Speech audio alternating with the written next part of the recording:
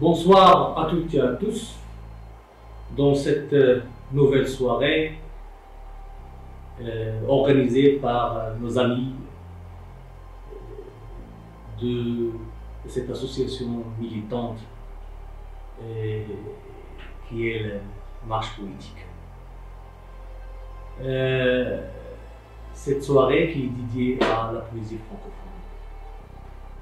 Que dire de la poésie francophone? Ce champ poétique vaste, divers, aux contours difficilement cernables. Une diversité qui la rend difficile à définir. Il est unique dans cette diversité, mais en même temps, elle permet à chacun de préserver son caractère individuel. Comme le disent beaucoup de chercheurs, cette poésie fait partie de la littérature de carrefour, où les cultures se rencontrent en symbiose, harmonie entre le français et les autres langues, pas pour parler des réalités sociopolitiques et le vécu quotidien du poète et du sélecteur.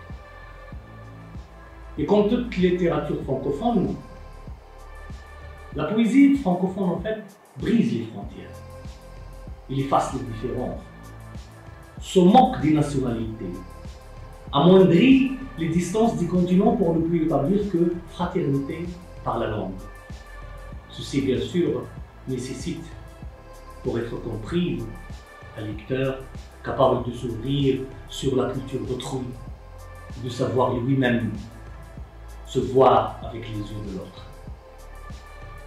Parler de la poésie francophone, c'est aussi parler de ses caractéristiques, et ces caractéristiques données par l'un de ses vétérans qui est le grand poète Léopold Sédar Senghor. Ces caractéristiques se résument en 4 points. Il est ontologique parce qu'il se veut humain. Il est aussi symbolique, poétique et métapoétique, ça veut dire le nom du mythe. Dans cette soirée donc, nous allons être les invités de 4 poètes. 4 poètes d'horizons et de cultures différentes.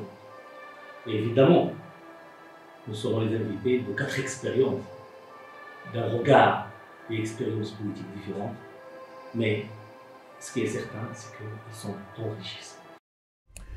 Du Sénégal, artiste peintre, poète, conteur, essayiste et scénariste. Albouri Loum, diplômé de l'École nationale des arts de Dakar en 2005, où il est maintenant professeur titulaire d'art plastique, membre du CADEC et du collectif des artistes plasticiens de Diourbel, diverses expositions et dans son palmarès plusieurs prix nationaux et internationaux. 2 langages pour exprimer une vision du monde, à croire que la toile du peintre devient toile du poète et la peinture devient mot sous les yeux du poète. Une poésie comme le son du poète qui ne peut être qu'aux couleurs de l'arc-en-ciel. On peut découvrir le poète qu'à travers la peinture et aussi la peinture qu'à travers sa poésie. Une expérience très sensible, dans le cas à tous les sens, qui rassemble poésie et peinture pour qu'ensemble, ils ne fassent qu'un. Nous sommes ravis de vous présenter le peintre et le poète Albouri Loum du Sénégal. L'exil du roi Albouri. Sujet. Ne me parlez plus de guerre et de terre, d'esclaves et de trésors, de gloire et d'amour. Non, ne m'en parlez plus. J'ai brisé mon bouclier, fondu mon glaive. J'ai brûlé mon manteau et déchiré mon étendard. J'ai jeté mes flèches, mes trophées, mes amulettes. Ici, l'espoir est une vaste mer conquise sur la banquise où je bois en permanence le lait de la sagesse. Regardez, curieux, derrière la nébuleuse, la grisaille, le gouffre. L'éperon sur son étalon est un prince en exil qui frappe son sceptre sur la vague des nuages et se berce sur les ondes des vibrations stellaires. Regardez le prodige de Dosso, des champs de bataille à la cave insolite, du glaive à la plume, du sang à l'encre. Il a cessé d'être roi pour devenir poète. Mortel, voici l'homme universel. Ali Bouri Jolof, où est ton trône d'or? L'as-tu élevé au ciel pour régner sur la galaxie et humer à l'ivresse la lumière éternelle? Vent des horizons, tempête au-dessus de nos têtes inquiètes, orage en rage sur nos visages moins sages, laissez battre vers nous vos grandes ailes bénies, venez vers nous, sacré vent des horizons. Tourbillon, aquilon, harmattan, ouragan, ô vent dur et rude de nos tristes soirs, vent des quatre coins du monde et des horizons, venez ébranler le tour majestueux de nos péchés, venez calciner en nous l'envie et la haine, venez tous enfuir les ruines de nos mondes dans vos abîmes. Zéphyr, Porphyre, alizé mousson, ô vent doux et fervent de nos charmantes soirées, vent des quatre coins du monde et des horizons, venez nous apporter le bon message et la foi. Venez lécher nos utopies et arroser nos vieilles idées. Venez poser sur vos lèvres humides les couches encore tièdes. Vent des horizons, redonnez vie à notre clan endormi. Soufflez un nouveau air sur les cordes muettes de nos koras et renouvelez la fibre calme de nos griots seuls sur leur tara. Rendez aux coris infidèles de grand-mère la vérité d'antan, grand-mère la tête lourde de pensée penchée vers le passé, vent des horizons. Vous qui, en ces temps lourds et menaçants, desséchez le regret millénaire venu de l'autre côté de l'océan, vent de nos souffles, de nos gestes et de nos haleines, ardeur de nos énergies, force nouvelle de notre sang, venez tous sacrés vents des horizons de nous-mêmes. Le retour au pays étranger. L'œil n'est humide que quand le cœur est sec, et chaque nuit de plus est un ennui de trop. Embarqués des rivages à bord du Sunugal, bercés par les tangages, nous nous éloignons vers les merveilles océanes. Sous l'azur qui s'évapore s'étend l'infini feutré, le vent bat de l'aile sur nos visages et l'eau aboie à chaque vague rencontrée.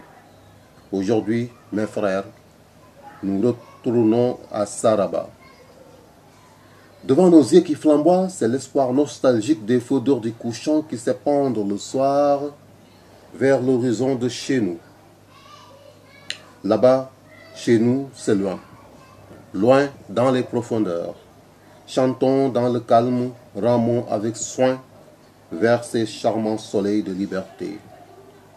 Frères, battons les rames, glissons vers nos pères vieillissants, avant que la nuit corrompue qui épouvante nos âmes ne scelle nos esprits dans les voiles épaisses. Ramons, ramons, glissons vers nos ancêtres, ramons encore au fond de nous-mêmes, car aujourd'hui nous rentrons dans le passé. Aujourd'hui, mes frères, nous rentrons à Saraba. Né à Alger, vit et travaille en France. Voilà une expérience qui ne cesse de chercher et de découvrir d'autres horizons. Auteur d'essais, de recueils de poésie, traduit et publié en 11 langues, notamment en anglais, espagnol, italien, arabe, amazigh et en russe. Une riche expérience et un très long CV. Il a aussi reçu plusieurs prix, diplômes, pour n'en citer que quelques-uns. Je parlerai du prix du concours international de poésie, L'amour et la liberté, de l'Académie européenne des sciences des arts et des lettres, accompagné de la médaille commémorative Taras Shevchenko en janvier 2018. Un diplôme d'honneur décerné par la Société des poètes français pour le recueil Les reflets du verbe 2020. une médaille d'argent au Festival international de littérature à Bakou, à Darija, en 2019. Le prix du journalisme du Cercle de la Presse de Milan en 1995 et un titre honorifique d'ambassadeur international pour la paix en 2021. C'est un grand plaisir et un grand honneur aussi que d'avoir parmi nous pour cette soirée de poésie francophone M. Hamid El-Arabi, qui dit de lui-même et de son écriture que c'est une passion et une thérapie, qui s'inscrit aussi dans une approche de partage et de transmission. Le moment est donc amour, partage et d'écoute. Chers amis, je suis très heureux de prendre part à cette 12e édition du Festival international de Guercif autour de la poésie et de l'art plastique, sous le thème de la créativité et le dialogue entre les cultures. Je remercie du fond du cœur mes amis du festival, en particulier Sey Hafid El-Metmouni, pour l'invitation. Je souhaite beaucoup de succès à ce prestigieux événement. Je vais vous lire 4 poèmes qui ont été sélectionnés pour ce festival. Le premier s'intitule « Ce silence ». Ce silence, dans l'arbre, fait la brume, le battement figé de l'instinct, sur un champ entrouvert, des velours pour les retouches du feu, la voix du soleil blême, sous la peau du ciel. Ce silence éternel des pierres, l'abîme silencieux du supplice et la somnolence de l'aube. Je cueille ce silence pour toi, garde-le dans le cri chaud de tes mains. Je t'aime en silence, et c'est dans ce silence seul qu'on peut murmurer ce fragile désir.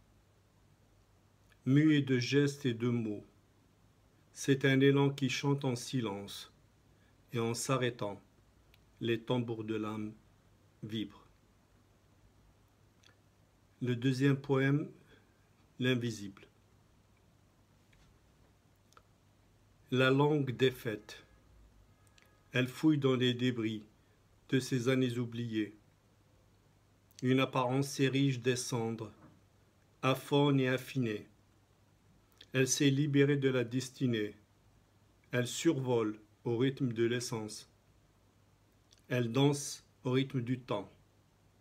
Une émotion intarissable, un chemin interrompu par ce vide dévastateur et invisible. Sans tourment et incolore, qui vide jusqu'à la décadence, en dissimulant le tangible apeuré et égaré dans le labyrinthe. Dévoré par le feu incessant du silence, il me fait signe que le vent souffle le printemps. Les lèvres attiédées par les reflets du soleil et irritées par la froidure de l'hiver. Elle récolte les bouts de quiétude. Elle reconquiert l'équilibre harmonieux, celui de la voix. Le troisième poème qui s'intitule « Des humains ». Des humains victimes de la malchance, par des ténèbres sans lune, sur des esquives de fortune, débutent leur voyage incertain. Apprêtés par le barreur, alliance de fortune et d'amertume. On parle d'un pays, remède à leur misère, où le bonheur est roi. Femmes, enfants, pères et mères, laissés dans leur terre lointaine, espéreront que par ces vaillants, la prospérité survienne. À vous qui faites le festin, sourds aux damnés de l'indigence, à vous qui livrez une disparate bataille, à ceux qui vous ont en la main, accueillez-les dans vos forteresses, un peu de leur grande détresse. Et je vais en conclure avec un poème qui me tient particulièrement à cœur, c'est celui de l'exil. l'esprit des mots qui surprend dans la pénombre des mémoires, l'allégorie enclavée dans des remparts muets, chaque rempart ravi de supplice, des égards blessés, des voix évasives et dans le regard de l'exil, tant de silence. Les mots suspendus à la gorge, des vies brisées par un créateur sans effigie, qui crée et après abandonne. Il n'implore pas pour ses délits une peine incessante, qui vide l'esprit. Où vont les voiles à l'horizon? Être érigé par le relief, ou bien des pluies soufflées par le vent. L'esprit accablé, sombre dans l'obscurité, jusqu'à ce que la raison cesse de vibrer. De la Tunisie, cette terre et ce peuple qui ne cesse de nous montrer comme il est très belle cette liberté. Ce peuple qui ne cesse de nous donner des leçons de bravoure et d'amour pour la beauté dans toutes ses couleurs. Né à la ville de Sbiha, Hani Farhani, professeur de langue française, ancien rédacteur en chef d'un journal artistique, ambassadeur de paix auprès de l'ONU depuis 2018, producteur dans un radio privé à la ville de Monastir et chef de bureau régional de l'Union des écrivains tunisiens à Monastir. Il a publié des œuvres dans les deux langues, c'est-à-dire arabe et français. On en citera Velal Shawq, Mafasilu Teljil Lahib, et en français les rêves de Gaïa et les cris de Gaïa. Je m'invite donc, et je vous invite aussi, à cette rencontre poétique avec notre poète Hani Farhani.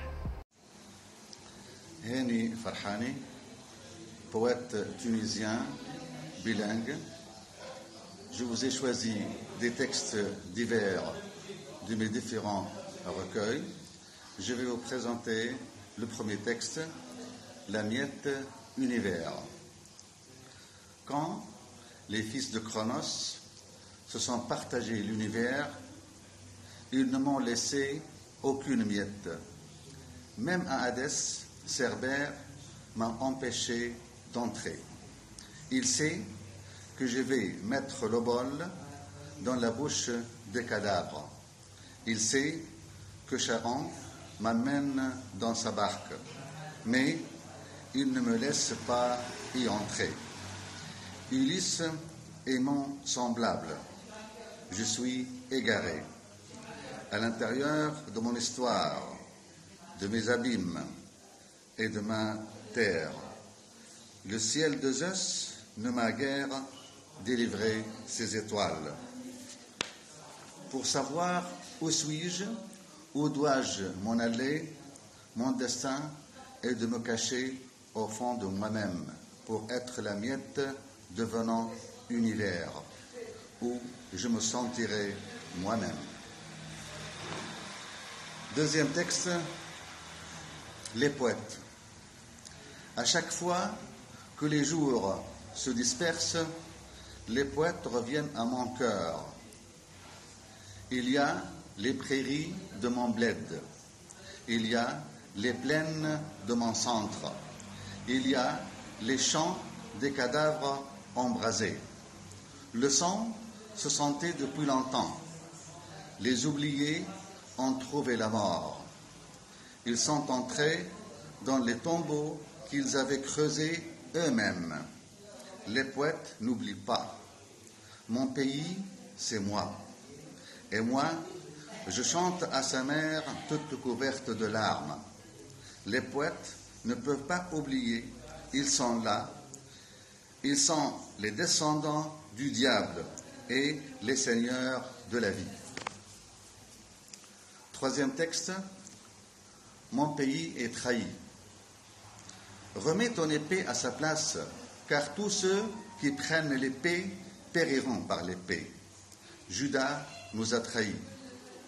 Il nous a vendus pour quelques sous qu'il ne saura épargner. Judas a tourné le dos à nos rêves, à notre histoire et à nos enfants. Il cherche son plaisir. Il cherche à plaire aux prêtres du roi Hérode. Il a tendance à nous crucifier.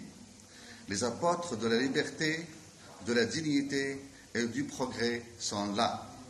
Ils sont toujours là. Mon pays est plus grand que Juda, et même plus grand que le roi Hérode. Loin de l'épée, on trouvera chemin. Le rideau, suspendu dans le temple, se déchirera. Les rochers se fondront et la résurrection aura lieu. La résurrection aura lieu malgré Judas. Quatrième texte, ambivalence. Associant fragilité et fureur, je suis un être étrange. La jubilation de mon corps se remplit et se vide. Je suis l'ambivalence de Dionysos. Je suis le bébé qui s'est sauvé du ventre de sa mère. Je suis le bébé qui a pour abri la cuisse de son père. Étant le fils d'un grand Dieu, je me sens futile. Ma mère n'est plus ma mère. Mon père n'est plus mon père. Je ne peux que me chercher dans mon orbite. Le monde est encore vaste pour me trouver un coin, loin des matins habituels, loin des nuages de mon cœur et de la lourdeur de mes yeux. Texte suivant, les arbres aux toisons. Portant leur état sur les épaules, je les trouve fiers de ce qu'ils font. Ils errent dans un rêve pénal inspiré de leurs sobres démons. Alourdis de leurs pensées arides et leur barbe aux toisons touffus, ils marchent dans l'histoire du vide, pensant camper au terrain voulu. À l'envers des ondes, ils sont égaillés. Pourtant, la mer les rejette aux rives. Leur ancre flotte pour pagailler sur les gouffres des roches massives. Dernier texte, sans retour. La barque flotte et avance sillon les eaux, assombrie et mystérieuse, un peu ondulée. Elle s'enfonce avec des écumes embaumées, sous un ciel monotone et sillonné d'oiseaux. Le navigateur, emporté et nonchalant, songe toujours au vide et scrute l'horizon.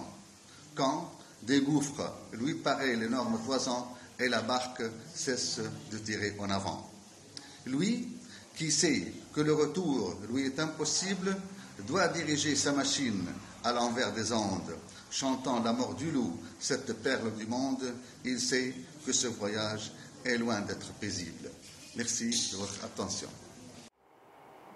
Notre troisième rencontre, c'est avec un poète qui nous vient de Rome, en Italie, de voir cette diversité qu'est la francophonie. Dans un très beau poème qu'il a intitulé « Comme un Dieu », notre poète se demande sur ce qui l'a rendu tel, et elle répond. La réponse vient d'un enfant qui joue dans le sable. Il commence par aller chercher de l'eau de mer, plein d'innocence et de joie. Il passe le sable mouillé dans un seau pour s'élancer dans l'inexistant. L'artiste doit oublier tout ce qu'il a appris. Capable de se nourrir de contours d'un arbre qui flotte devant le ciel, des couleurs d'une feuille morte ou d'une fleur fanée, comme un Dieu, son travail est une expérience partagée. Jean Bruccini, et comme j'ai dit, de Rome, écrivain, journaliste, acteur de théâtre, vulgarisateur scientifique, documentariste et scénariste. Une présence associative très importante. Ce poète qui nous vient du monde de l'électronique et de l'informatique pour s'élancer ensuite dans l'histoire ancienne et la médecine naturelle. À croire que toute la vie n'est que construction et déconstruction et une recherche permanente de cette beauté divine et une quête nouvelle au réseau. Monsieur Jean, tout le plaisir pour nous de vous accueillir et de partager avec vous des moments d'amour et de réflexion.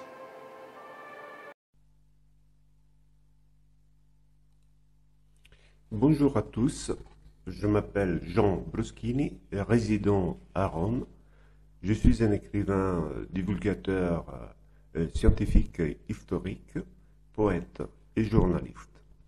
Je remercie le conseil d'administration de l'association La Marge de m'avoir invité à cet événement. Merci à tous.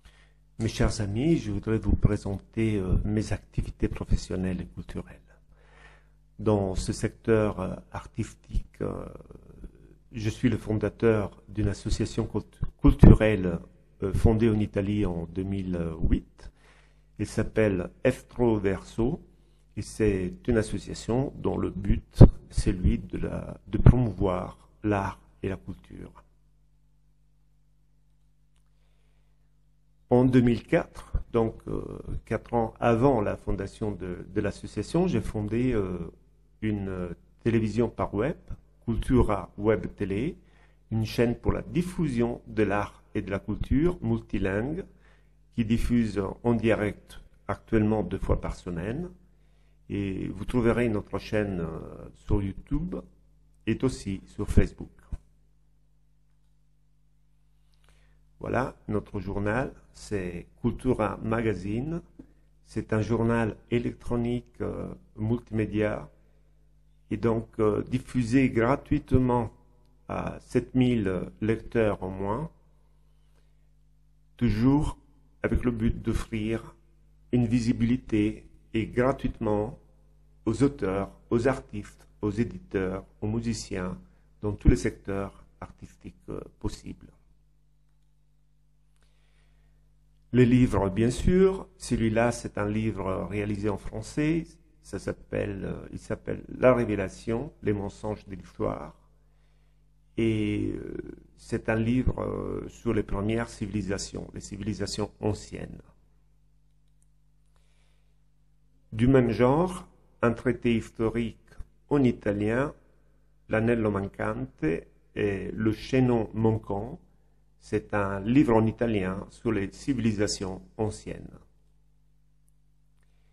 Vous passez au secteur scientifique, il y a un traité scientifique sur les vertus d'une plante médicinale dont j'ai travaillé pendant 25 ans.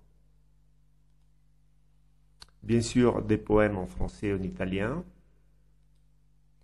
Et encore, là, il y a la lignée du serpent. C'est un traité sur le symbolisme mythologique à travers les cultures, disponible, hélas, en italien seulement pour l'instant. Et il faudra le traduire. D'autres livres aussi, mais pour une question d'espace, bon, je ne vais pas vous parler de tous mes livres. Merci.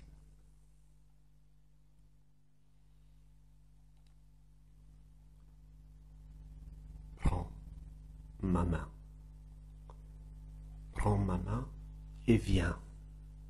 Ensemble, parcourons ce long chemin de regards, de douceur et de merveilles. Prends ma main et viens.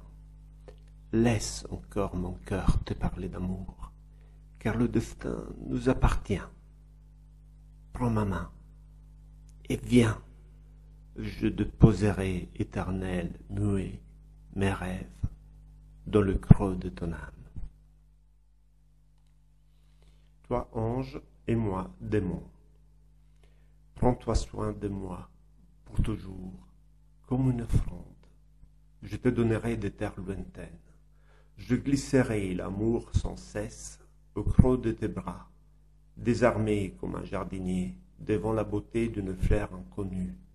Jamais je plongerai dans l'aridité des monts stériles. Rends-moi prisonnier dans les eaux profondes de la passion. Toi, ange, et moi, démon. Et mon âme, déjà damnée, ne brûlera que pour toi. Débordant de douceur, ce soir ma plume glisse dans l'obscurité.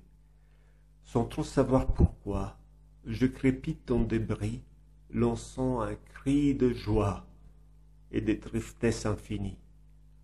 Englouti par ce noir sombre comme l'ébène, je ne cherche que toi, parmi toutes les étoiles, je n'en vois qu'une.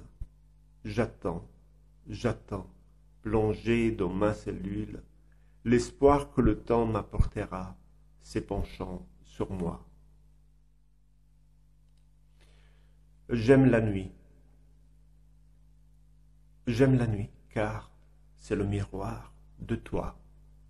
Les ombres se confondent comme des corps sur des murs assoiffés de lumière, et même les bruits sourds et indéfinis se mêlent aux larmes et à la joie en un seul cri qui brise le souvenir.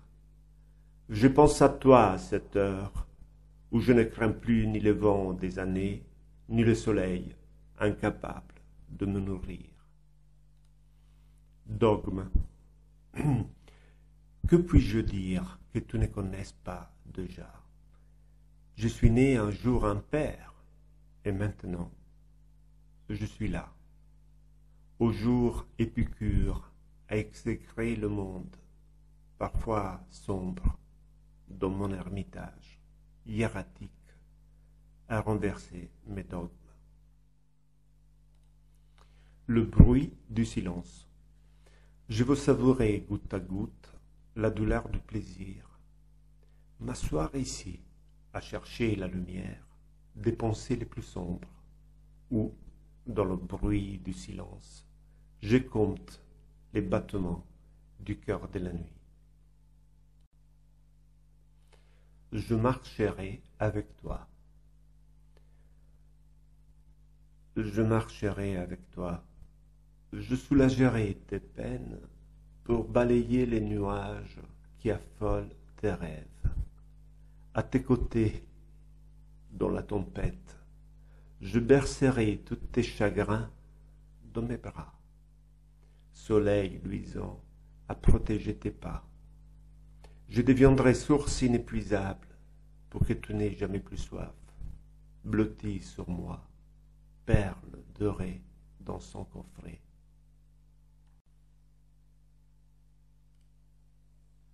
Amer. Tu sais, le froid est si silencieux la nuit. Je te cherche dans mes pensées jusqu'à me blesser. Dans l'obscurité de la douleur, aucun feu ne peut me réchauffer. Je bois de la lune. Quatrième poète. Rolf Dobelberg. J'espère que je les ai bien prononcés. Originaire de Suisse normande, notre poète mène une vie d'écriture nomade. Il alterne entre voyage et phase sédentaire, en quête incessante d'autres cultures parce que, comme le disait Kenneth White, ce nomade intellectuel, au-delà de tous les concepts, il s'agit du monde, d'un effort pour renouveler notre vision, en dehors des interprétations établies. Il est difficile, même très difficile, de parler de cette relation entre le poète et les espaces. Mais pour Rolf Dobelberg, tout espace est une expérience poétique. Tout espace est une expérience poétique qui enrichit et stimule des questions sur l'écriture elle-même. L'écriture arpente des contrées phréatiques, en écho au territoire qu'elle traverse. Athènes pour garrigue urbaine, la région lémanique entre Savoie et pays de Gex pour Luriance, le Rhin pour Crue du Fond, la ville du Nador au Maroc pour Nador, et je n'ai pas compris pourquoi le AD était entre guillemets, ou encore le désert entre Jérusalem et la mer Morte pour celle de Neuven. D'un coin à l'autre, le poète nomade transporte des images, des figures de combat, de résistance, des témoignages et des images justicières qui aident à voir le monde d'une façon inhabituelle. C'est avec un grand honneur que nous accueillons cette expérience riche et avec qui nous partagerons l'idée qu'on a tous intérêt à nomadiser pour découvrir, renaître et écrire. Monsieur Rolf.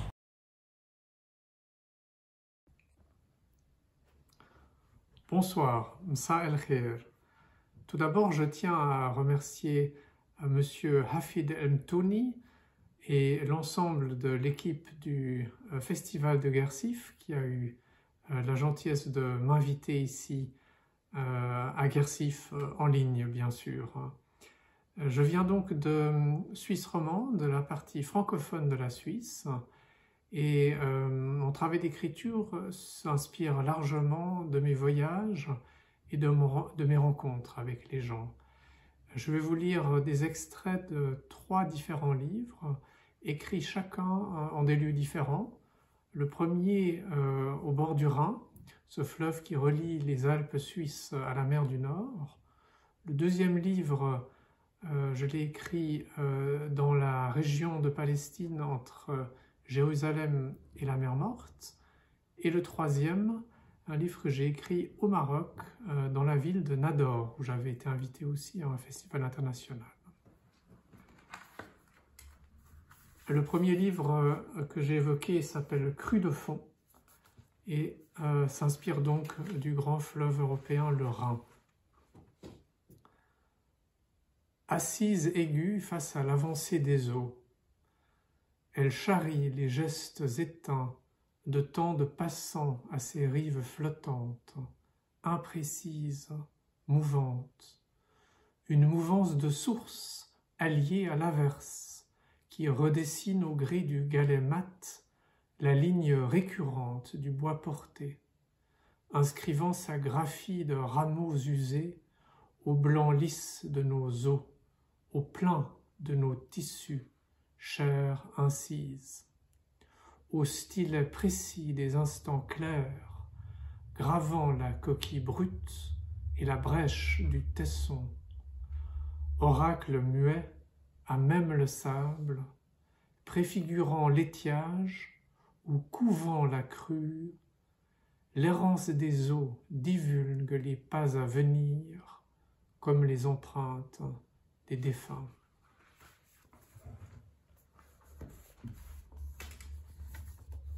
Le poème extrait du deuxième livre est tiré du Seul de Nouvelles qui raconte ma descente de la ville de Jérusalem jusqu'à la mer Morte. L'extrait que je vous lis est tiré d'un passage extrêmement aride qui s'appelle la plaine de la Boukia, qui est en direction de la mer Morte. Pas un souffle, pas un bruit, une plaine entière plongée dans le silence, une plaine de silence, seul le bruit de mes pas et de mon propre souffle. Un silence qui me pénètre, d'abord en surface, à fleur de peau, puis sous la peau, s'étend dans la profondeur de la chair, comme une eau dense qui s'écoule au profond du corps, jusqu'à la moelle, eau de silence, dans l'aride silence du désert. Et comme en écho à cette onde de silence, mon propre pouls se fait plus clair, plus net, plus accordé, en pleine eau du silence, pulsation infime face à l'immensité nue, battement essentiel, vital, seul signe de vie en plein désert, d'une évidence qui abroge tout superflu et me dénude de moi-même. Le silence du désert est félicité, son ascèse n'est pas privation, elle est libération, cendre fertile. Et les textes que je vais vous lire maintenant sont tirés du livre Nador, que j'ai écrit dans cette ville du nord marocain, où j'avais été invité aussi pour un festival international de poésie. Et pour ceux qui connaissent la ville de Nador, elle est située sur une lagune qui borde la mer et qui est séparée de la mer par un cordon de dunes. Nador, j'apprendrai ta syntaxe de rue, ta langue salée, tes signes tiffinards, tes accents. Oui, j'apprendrai ton tamazirt, ton parfum de Phénicie, ton derija, ton fusha, ton espagnol, ton français et ta langue lagune, une langue apaisée, horizontale, une langue miroir. Je tremperai mon front dans ta langue lagune, goûterai ta syntaxe de sable, ta grammaire de sédiments, celle de mer et celle de lagune, celle lagunaire, ta langue salante, elle sale, elle salante, elle salentit. Toujours du même livre Nador, je vous lis un texte qui raconte une rencontre avec deux autres poètes, Oulaya Drissi el-Bouzaidi, qui est une poétesse marocaine, et Ali el-Mahmari, qui vient du Yémen. Nous étions trois, Oulaya, Ali et moi. Le soleil du matin rayonnait dans nos poitrines. Oulaya courait sur le quai de la lagune. Elle courait de joie, un jeu de joie. Elle courait la joie. Oui, une déclinaison de la joie au pas de course. C'est notre joie triple qui courait. Et d'un coup, elle tombe. Nous voilà à l'hôpital. Rayons X, elle est blessée au talon d'Achille. Le médecin s'appelle aussi Ali.